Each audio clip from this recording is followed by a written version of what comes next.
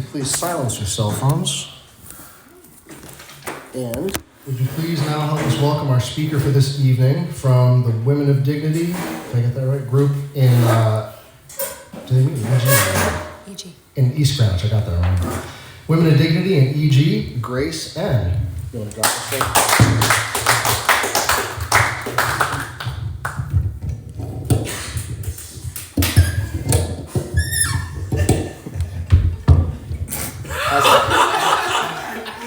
Wow, make it a little more How's that? Thank you, Joseph. You're welcome. Joseph. My name is Grace. I'm an alcoholic. Hi, Grace. Very grateful to be here this evening. I love that it's a smaller meeting. I feel like I can be really honest and vulnerable and have an intimate setting with everyone here. Like Joe said, I am a member of the Women of Dignity group in East Greenwich. We meet there every Thursday at 7 o'clock, and I have a sponsor. Her name is Kathleen, and I sponsor other women. And, I didn't know what a woman of dignity was when I came to Alcoholics Anonymous. I think that it's a phrase that I've heard a lot in AA, like women will present other women with their card and their coin and say, this woman is a woman of dignity and honor and grace. And I'm like, what even is that? Because I definitely did not have any of those attributes, and they were certainly not attributes I was looking for when I came to Alcoholics Anonymous. And today the women that are in my home group truly are women of honor and dignity, and there's so many people in my home group that I look up to, and I feel like that's really important to have in Alcoholics Anonymous, is having people that I look up to. And I was in my home group on Thursday night, and I was sitting next to my sponsor, whose hand went up, and she shared just so honestly about this difficult situation that she's dealing with, and she was crying, and I'm sitting there and I'm thinking, I'm so lucky to have her as a sponsor, because she's being honest. She's not trying to save face. She's showing me that it's okay to be honest in Alcoholics Anonymous about where you're really at, and being accountable to the group for the things that she needs to do, and after the meeting, I just said all of that to her. And she was like, wow, well, I was sitting there wondering what you were thinking of me because I'm a blobbering mess. And I'm like, that's so alcoholic, and I'm sitting there and I'm thinking like, wow, like this woman is like awesome. I want to be like her. And she's like, I wonder what this one's thinking about me because I'm not perfect right now. And, women in AA have really shown me how to do this program. And so, I started drinking at 15, and I'll never forget my first drink.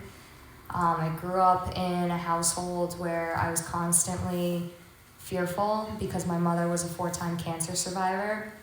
So I was just always afraid that my mom was going to die. And the house was very depressing. Her room was very dark. The door was closed all the time. My grandmother had come to live with us, and I remember she'd say, like, don't go in and wake up your mom, or tell me and my sisters to be quiet. And my dad had gotten arrested when I was 8 for drug possession and, selling drugs and whatnot. And so he spent my childhood in prison. He went in when I was 8 and he got out when I was 18.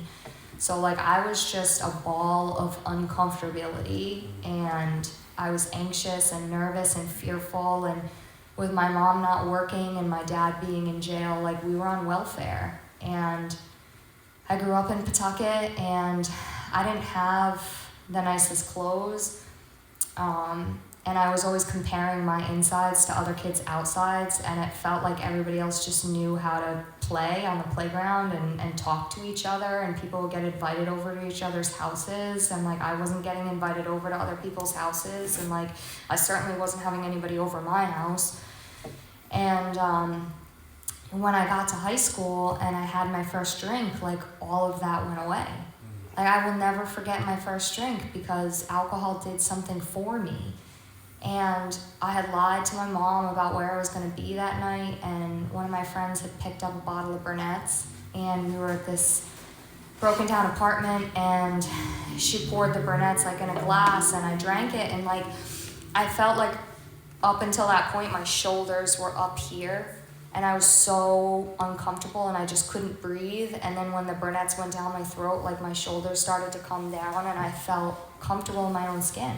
And I stopped thinking about what the people in the room were thinking about me.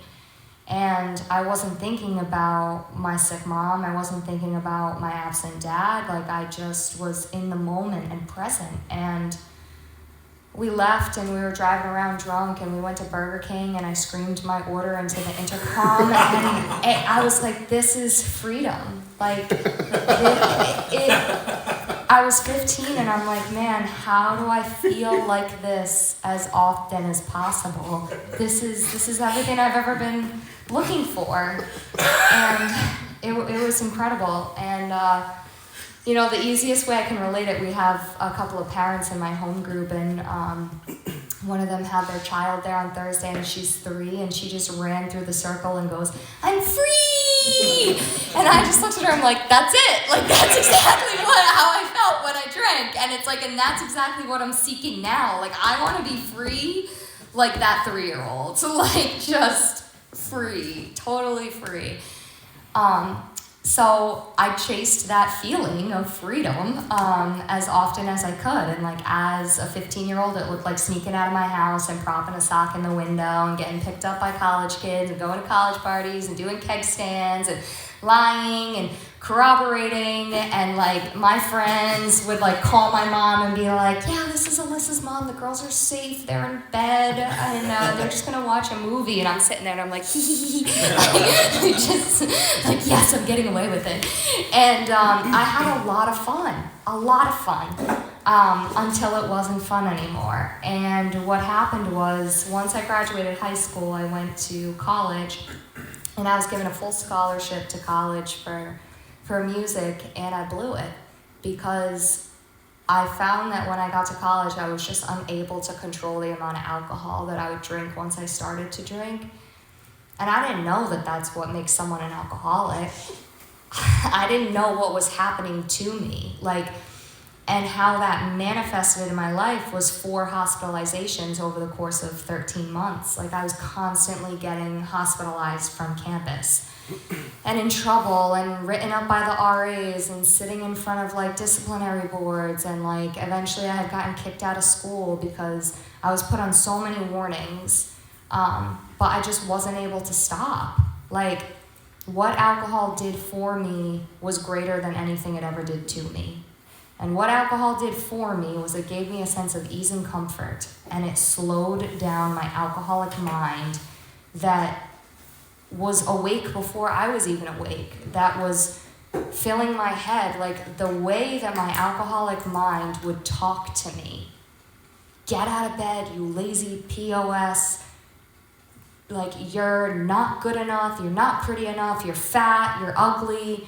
Like, I just hated myself. I hated myself so much. And so when I would drink, all of that negative talk would go away.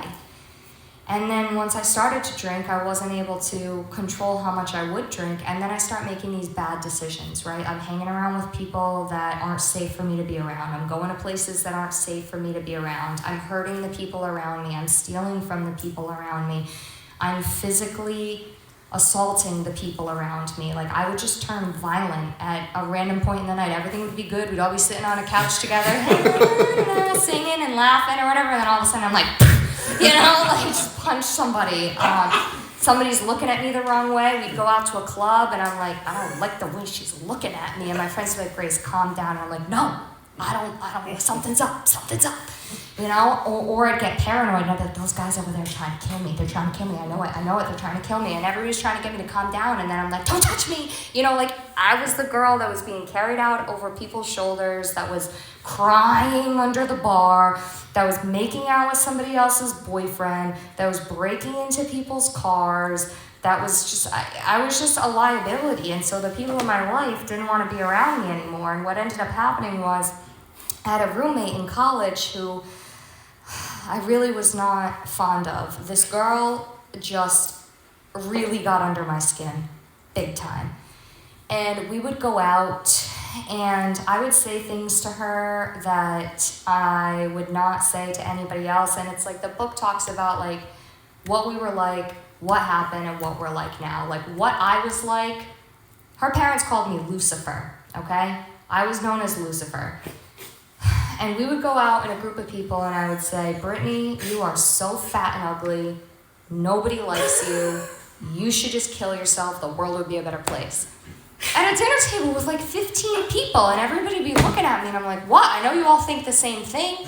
Like, I like degraded this person in so many ways. And one night she tried to get in the way of my drinking and I punched her in the face and I bit her. Like, in a blackout, punched her in the face and bit her. And the next morning, she said, you know what you did the night before? And I said, no. And at this point in my life, I was telling people, don't tell me what I did. People would come up to me on campus and they'd be like, oh my God, you know what you did last night? Don't tell me. I don't want to know. I just lived in denial because it was easier that way. And I would wake up and take my phone and the first thing I would do is delete all the text messages that were in my phone because I didn't want to know who I texted. Because like I said, I hated myself. I couldn't go home alone. I didn't have the ability to sit with myself. So I'd literally just hit everybody up at like 3 a.m. and be like, where are we going now? And like, somebody's got to be awake and just go anywhere that's not with me. And so she's like, you know what you did last night? And I said, no. And she pulled her shirt down and she had this gigantic bite mark in her shoulder.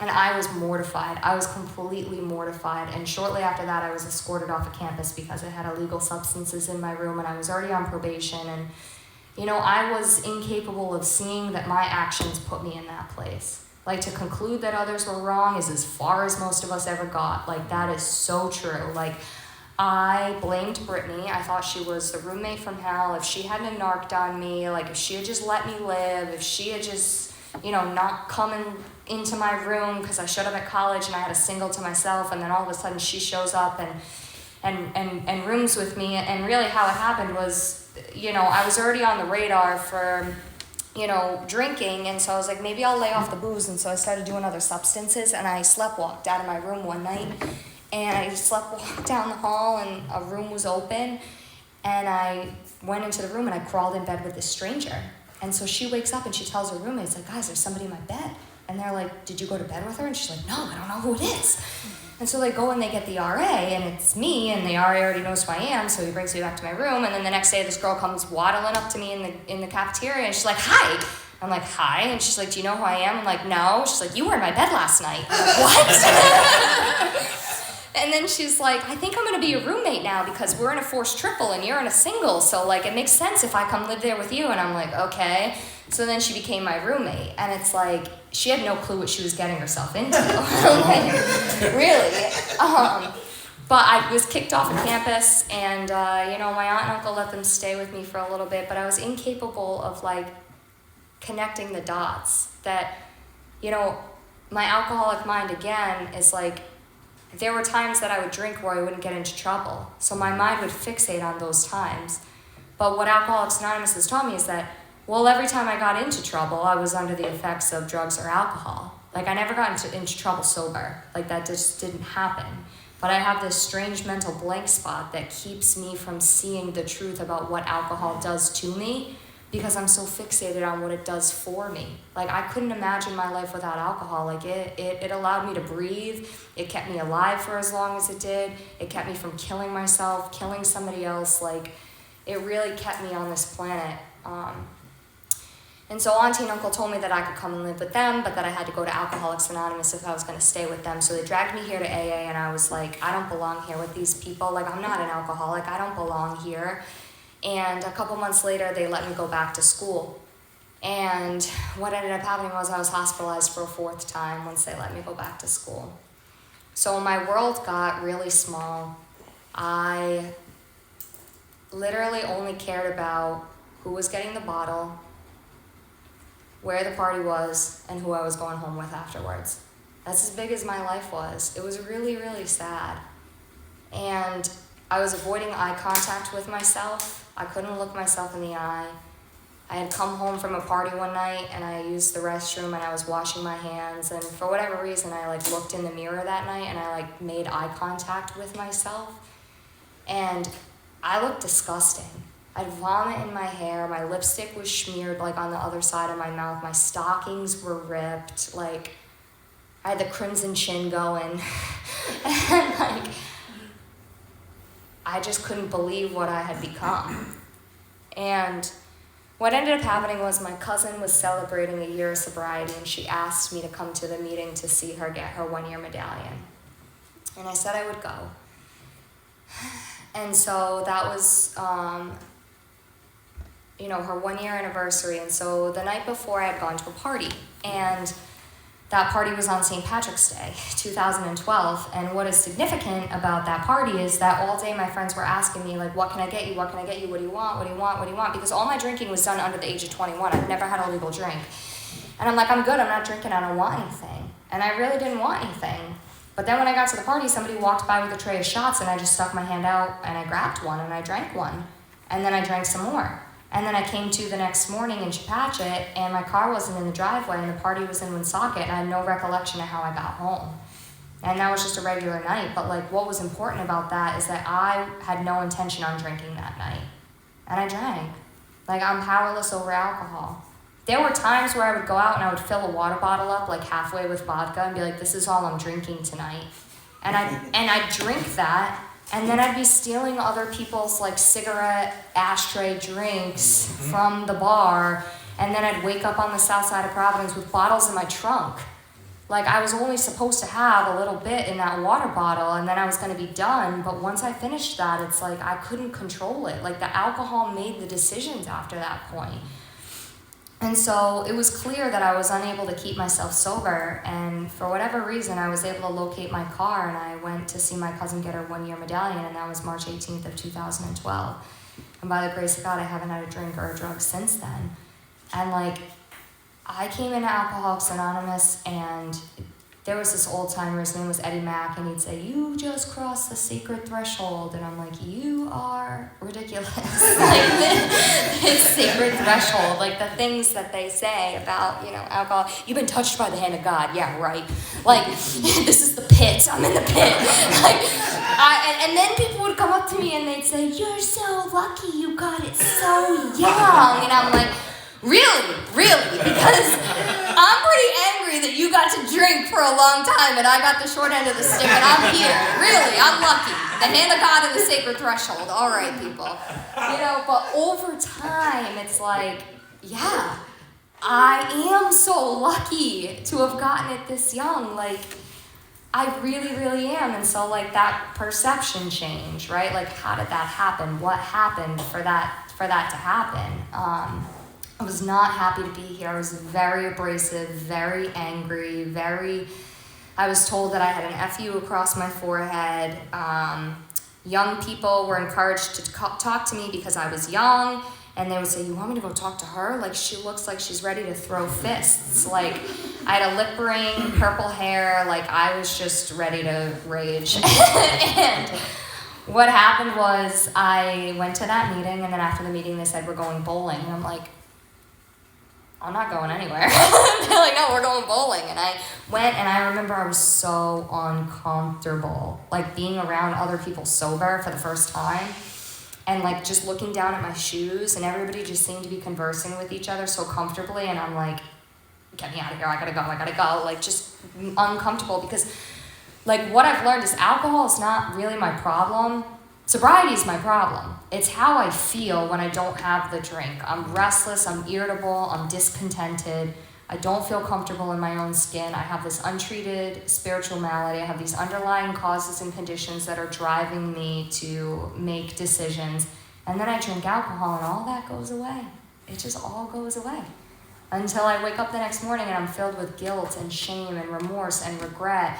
And I say, I'm never going to do this again, because I wake up next to somebody I don't know. I'm in a place that I don't know. I'm mortified. I had a couple of situations where I was mortified. Like, I woke up one morning, I had a message on my phone on Facebook at the time, and there was a guy that could have been like, I don't know, 3 times my age at the time. And he was like, thanks for letting me be your knight in shining armor last night. You were wandering around Providence aimlessly looking for your car when I picked you up and helped you find it.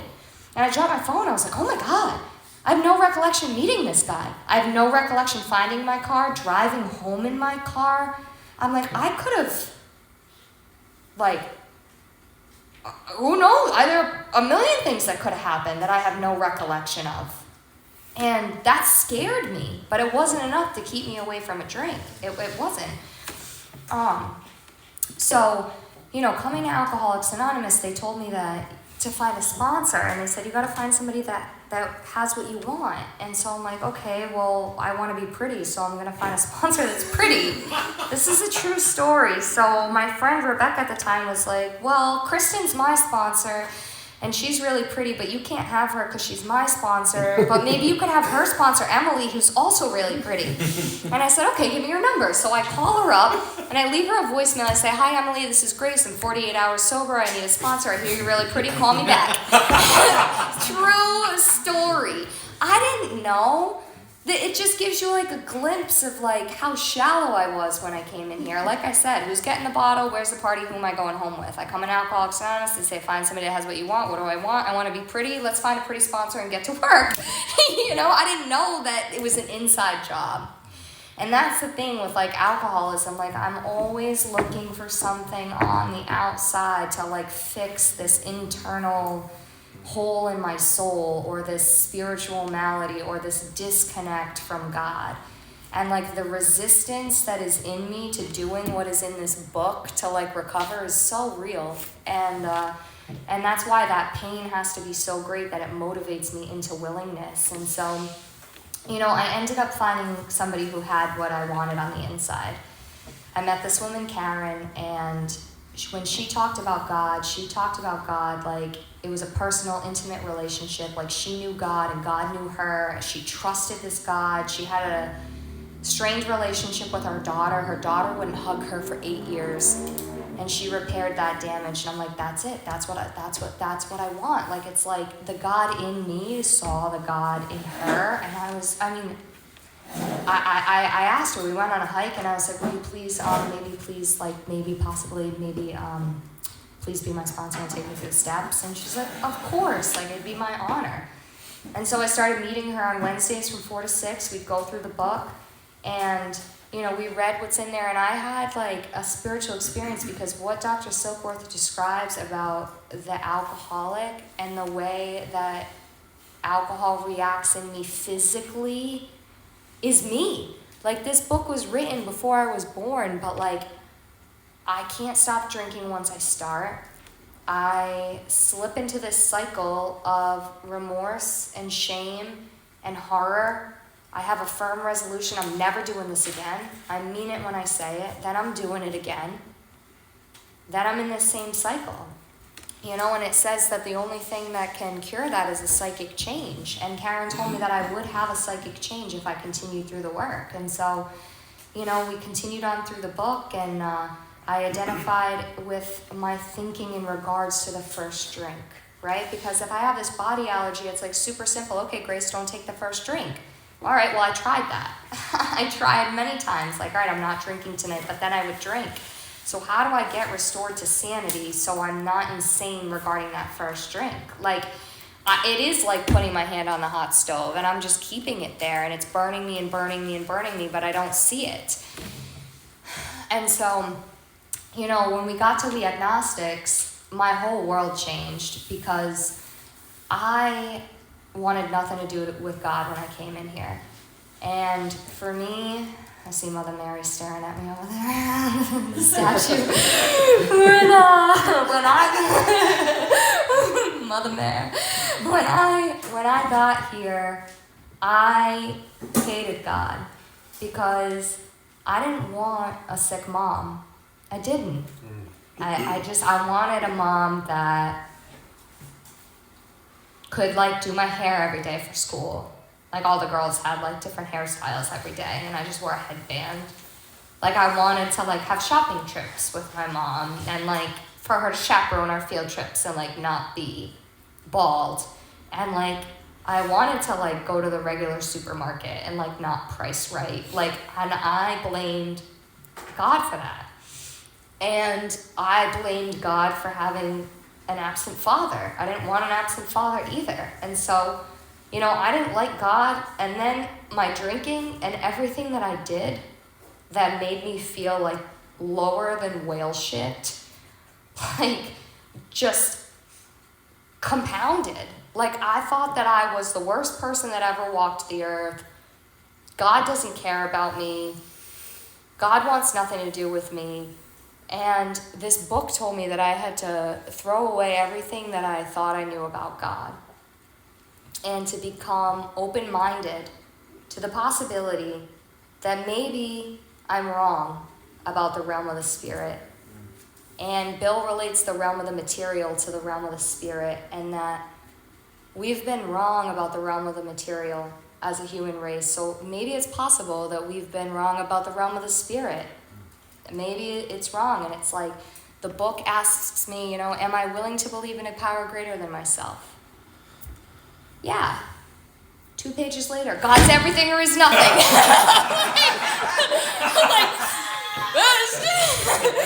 I'm like, this just got heavy quick.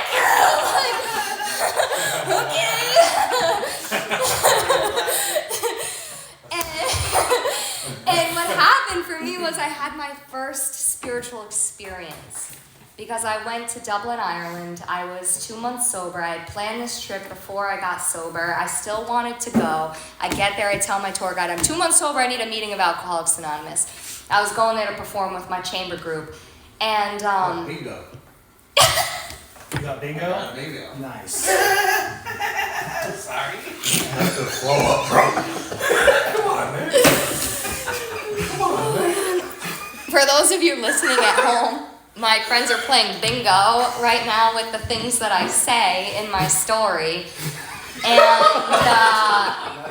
Thanks for including us. I appreciate it. there was a point in my life where I would have been so offended by that. I host an annual Christmas party, and my friend came this year, and his gift to the party was this Grace bingo with all the things that I say. And I was so on a high horse a couple of years ago where I'd been and then oh, what do they think of me? Do they think that I'm just all spun out over it? And when I saw it, I was like, this is awesome. I love this. It's so funny because I've learned not to take myself so seriously over the years. You know what I mean? I'm literally just another bozo on the bus, right? So I go to Dublin, Ireland, and I'm in this bar, and everybody's drinking Guinness, and I really want to drink. And I remember that people in AA said that when they wanted to drink, they got down on their knees and they asked a power greater than themselves to keep them away from a drink or a drug. And so that's exactly what I did. For the first time in a long time, I turned my back on God when I was 8, when my father went to prison and my mom was diagnosed with cancer. I learned that in my 4th step. I got down on my knees and I asked this power that I thought hated me to keep me away from a drink. And God took away that desire. And it was in that moment that I realized, if God hated me or wanted to smite me, now would have been the time. And, the book started to become my experience because it said God could and would if he were sought. Mm-hmm. So I came home and I told Karen, I'm like, oh my God, guess what happened? I wanted to drink and I asked God for help and I didn't drink. And she's like, yeah, that's how it works. And I'm like, okay. And then another spiritual experience I had early on, I was about 6 months sober and I was on vacation with my family. Now, if you're newly sober and you go on vacation with your family, it can be a little tricky because for me, I had no tools. I knew nothing about acceptance, love, tolerance, patience, restraint of pen and tongue, taking a time out, putting myself to bed, all these things that I know now that I can do, these tools, picking up the phone, pause, pray, act, don't react. And I was one walking trigger, being with my mom and my sisters on this trip. And I'm I really need a meeting. But when I got sober, I feel I'm sober long enough now that I can say this stuff. When I got sober, we didn't have no meeting guide app. I had a little paper book that stayed in my car, and all the meetings were circled on it that the old timers said were good for each day. And my book was a Rhode Island book, and I was in New Hampshire, so I'm I need a meeting, I can't find a meeting. And I'm sitting on the pier feeling sorry for myself, and who comes walking down the pier but my high school English teacher, Mr. Ashton. Now, I haven't seen him since high school, and he's like, how you doing, kid? I'm not great, I'm 6 months sober, I want to kill myself, I hate my family, and I really want to drink. And he pulled out his 30-year medallion. He was 30 years sober in Alcoholics Anonymous, and we had a meeting on that pier that night, and then we went and we got 6 scoop Sunday ice creams. That was God working in my life. That was God putting people in my life. And I started to see God had put people in my life that were little angels in my path all the time. I just was so blind to it because it wasn't what I wanted. And like I learned in step 3 that it's what I want, and this idea of how I think my life should be or what it is that like I want that is the root of my problem. It's my selfishness and my self-centeredness. And when the pain is great enough, I turn that over to God in step 3. And step 3 was a pivotal experience for me because the 3rd step prayer, Karen said, we're going to get down on our knees and hold our hands, and she lit a candle for God, and I'm like, this is getting weird. It just gets weirder and weirder. It started with, are you willing to believe? And then it just progresses from there, and now we're on our knees on the floor with a candle holding hands. And, the 3rd step prayer, it says, God, I offer myself to thee. First time in my life I ever offered anything to God, ever. I always demanded and pleaded and begged and manipulated what it was that I wanted. I never, ever brought anything to the table, ever, in any situation in my life, let alone my relationship with God. But now I'm trying to take a new position, right? This position of God being my director and me being the actor, rather than the other way around. So I'm asking God here to take my will in my life. And like, if you're new, I'm like, what is a will in my life? But it's my thoughts and my actions. Like, if my thoughts and my actions are being guided by God, that is when I'm living in this place of sanity and humility and peace. When my thoughts and my actions are being run by me, and I know when it's happening because my thoughts be like, you should go do this thing. That's not that great for you, but it's gonna make you feel good in a moment. Or my thoughts are like, ew, like, she's this, or ew, he's that. Or my actions are like, hey, you wanna like talk about like this person we mutually dislike? Or like, my thoughts or actions are like, I'm just gonna take this $5 from the AA basket when it passes my way. And God, so the thing is like, these things come up, right? Like these things come up, but when I see them now, if I'm like, ooh, I don't really like her, I'm like, God, please direct my thoughts and my actions. I turn them over to God. And when I'm like tempted to do the wrong thing or something that I know that's not a good choice for me, I ask God for help. I do. I ask God for help in those moments. And,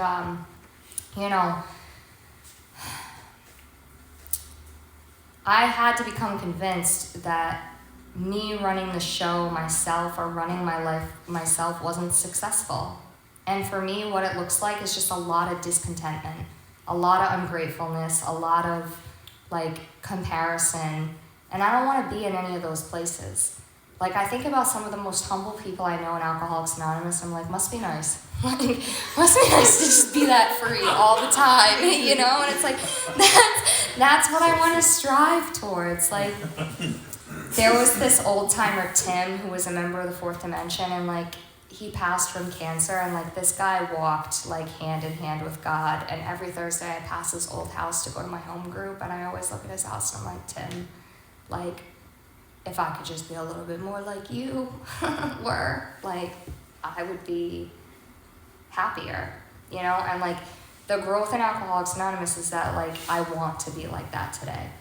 There was a time when I didn't want to be like that.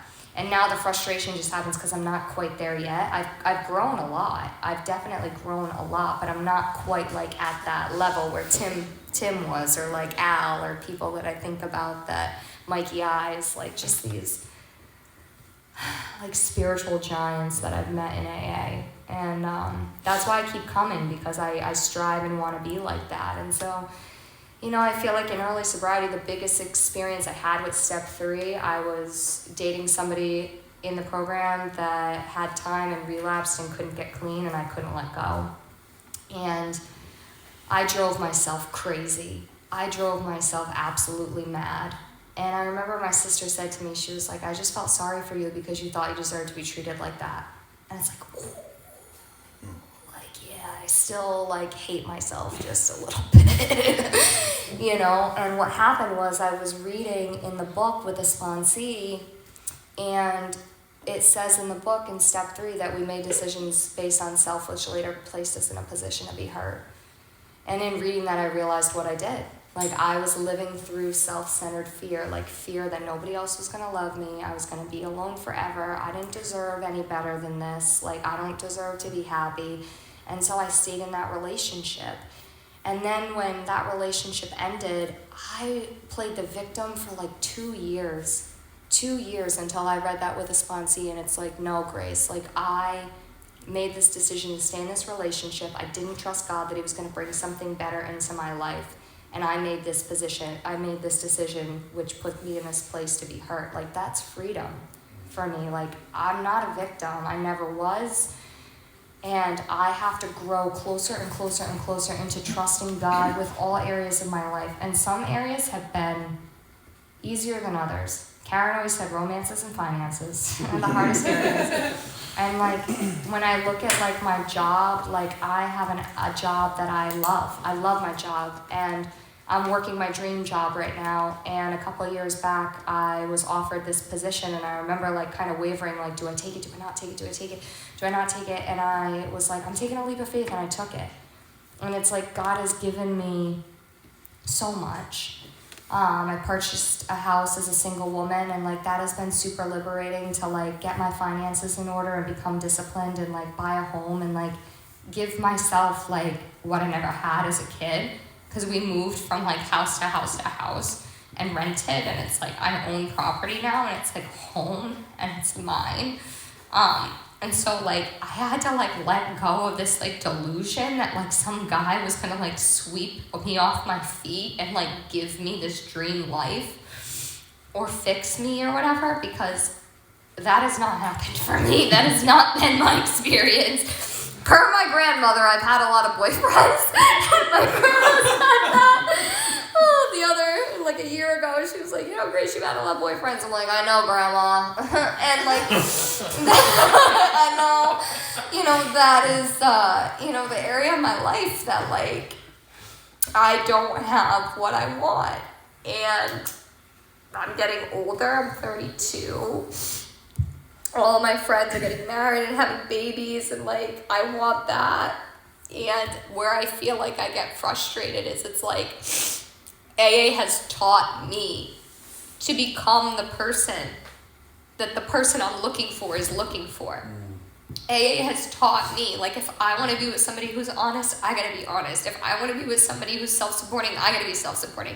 If I want to be with somebody that's considerate, I have to be considerate. And it's like, I feel like I've grown so much and changed so much and continue to do the right thing and work with so many women and say yes to Alcoholics Anonymous when I'm asked to do things, even if I don't want to. And it's like, it hasn't happened yet. And, you know, I have to stay super, super mindful of this, because my thinking can shift into, my life sucks, I have nothing. And it's like, no, I actually have everything.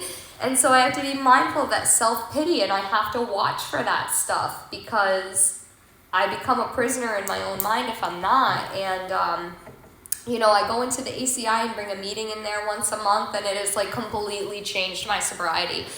Like, I'll tell you guys, on Monday I was like, like, just like, I am not happy with my life. And then I go into the ACI and I bring this meeting in there, and I walk out of there and I'm floating. I am floating out of the ACI. I'm like, I love my life. I'm so grateful. I'm so grateful. You know, and then I get in this place where I'm like, oh God, I'm so ungrateful. You know, you've given me so much. How can I not be grateful? And so I'm like walking this line of like, practicing contentment and trusting God and accepting that it may never happen. AA doesn't promise me that I'm going to get a freaking husband and children. It doesn't. And so, like, I need to learn how to be content with or without. And I have to learn to continue to love myself and give myself the things that I need, and, like, surround myself with people that make me happy and things that I enjoy, and like giving back to Alcoholics Anonymous. And when I'm in that mindset, 10 out of 10, I'm so grateful for my life and love it. So, doing a 4-step with Karen, I was able to, be honest about things that I never thought I'd be honest about with anyone ever. And I was so afraid to tell her one thing, and I told her this thing, and she had done that thing. And, like, she gave me the greatest gift I've ever received in my life, which was being a part of the human race. Like, I was so separate from everyone. I couldn't look anybody in the eye. And after I shared my entire life story with Karen, I was able to look people in the eye. I'm able to look people in the eye. And I'm able to be alone, at peace, and at ease. A lot of my fears have fallen from me.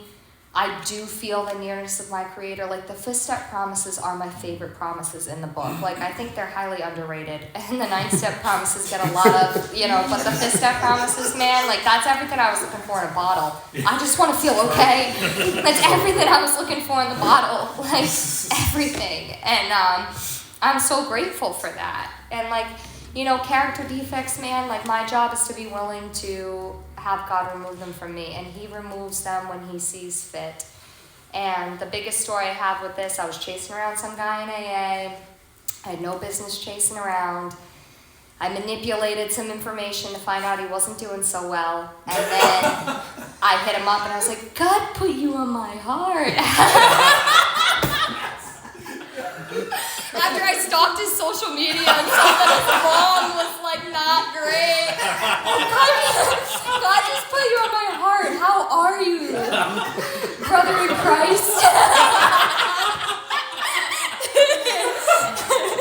And he said, not that great. Can you see me at a meeting tonight? So I get all dressed up. I go down to Red Thumb and I go to this meeting. And he's like, Grace, I'm so glad you're here. Here's the newcomer I wanted you to meet. And I'm like, are you kidding me? A sponsee. But let me tell you, not shortly after that, my mom got sick again, and my mom passed. And hours after my mom passed, that girl met me at a meeting in Boston, and she slept on my couch and she put food in my fridge. And so it's not an excuse for what Karen would say, barroom behavior, right? I was clearly acting out my character defects, but God used that to put a sponsee in my life that saved my ass. She saved me during that time. Losing my mom is the hardest thing I've ever had to go through sober. I celebrated 5 years sober, and then 2 weeks later buried my mom. And I was able to make amends to my mom before she passed. I was able to accept the past for what it was, love my mom for who she was. I stopped having these expectations that she was going to change, and I learned how to show up for her. And so every Sunday I would drive down to Boston where she was. She spent the last year of her life on life support in Boston. I'd drive down there every Sunday, and I'd call my sponsor and talk to her on the way down there. I don't want to do this. I don't want to go. I have laundry I have to do. I have meals that need to be cooked. I got dishes that need to be done. I. And my sponsor's like, just go down there and see your mom. And she suggested that I get to know my mom as a woman, not my mother. So I started asking my mom, like, hey, Mom, tell me about when you met Dad. And she's like, oh, I met your father at a bar, and, we went home, and he had one beer in the fridge and a bottle of mustard. And I'm like, Mom! In my head, I'm like, what made you say let's procreate with this man? But, I just listened, and then I was like, holy shit, my mom's just like me. She just wants to be loved. She just wanted to be loved. She just wanted to be loved. And my sponsor Karen always said your parents did the best they could with what they had. And I just remember for years wrapped around it wasn't good enough. It wasn't good enough. Their best wasn't good enough. Their best wasn't good enough. And I just let it go. And it's what I've learned in my sobriety, if anything, God cannot put in my hands what He intends for me to have if they are wrapped so tightly around something I think is mine. I have to let go. I have to let go of everything. And I'm really grateful for good sponsorship, because I'm sure I would have there are women out there that would have been like, yeah, you got to do your laundry, you got to meal prep, you got to take care of yourself, self-love, self-care, yeah. And my sponsors were like, no, you get up there and you go see your mom and you sit with her and you paint her nails and you braid her hair. And, you know, losing my mom was a spiritual experience that was very different from all the other spiritual experiences that I had. You know, and my dad, I hadn't seen or spent alone time with him since I was 8. He hits me up during COVID. Grace, what are you doing? Riding my bike, Dad, what's up? Nothing, just want to see how you're doing. All right, bye. Calls me the next day. Bought a bike. I'm like, Dad, why'd you buy a bike? So we can go bike riding together. I call my sponsor. I'm like, what part of me riding my bike made this man think that he should buy a bike and we should ride bikes together? And she goes, how lucky are you that you have a dad that wants to spend time with you? And I'm like, so angry. And I start riding bikes and spending time with my dad. And little by slow, I'm getting to know my dad. My dad's helping me with work on the house. He's teaching me how to fish, you know, how to work. And, you know, I now can have a conversation with my dad and say, I love you, Dad. Whereas before, I'd be on the phone with him and I'd be like, please don't say it, please don't say it, please don't say it. And he'd say it. He'd say, I love you, and my whole body would tense up and I would feel like I have to say it back. And I'd be like, what? I love you too, Dad. Like, it just, I couldn't even, like, get it out. And now it's like, I love you, Dad. You know, like, my parents did the best they could with what they had. And, like, it is so freeing to not carry around these expectations anymore. And I made a lot of other amends. That roommate I had that I assaulted, she hit me up. I was about 6 months sober. She's like, can we get coffee? I'm like, oh boy. And we get coffee. I'm like, all right, this is good because I owe this girl an amends. And she tells me she's 48 hours sober in Alcoholics Anonymous. She had gone to a meeting and someone said, you should meet Grace. She's young. They go to give her my number. She's like, I already know who this bitch is. She's 6 months behind me in sobriety time. And like that relationship has been restored. And I had to sit down and I had to say to her, hey, the things that I said to you, the way that I treated you, physically assaulting you, stealing your books and selling them back and then helping you look for them was wrong. What can I do to make it right? What did I leave out? Tell me what I left out.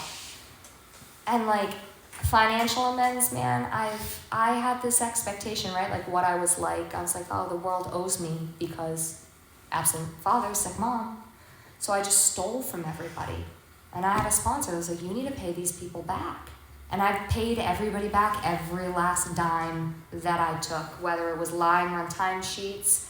I worked at a movie theater and they'd give me the money. I'd be like, yeah, theater 10, and then put the money in my pocket.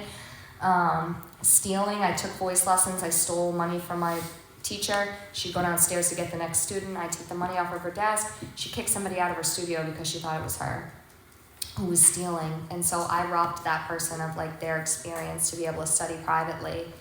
And when I made amends to my voice teacher, she said, when I messaged her, she said she contacted her best friend and was like, it was Grace, it was Grace, it was Grace. Like, I didn't even have to make the amends. She already knew. Like, I didn't have to, like, say it, you know. She knew, and I was able to pay her back and make the amends, and I've been able to study with her again.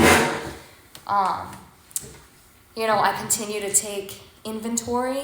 The way it looks for me right now is I pretty much write about once a month. I sit down and I write everything that comes up. I write it the exact same format as I did through the 4-step.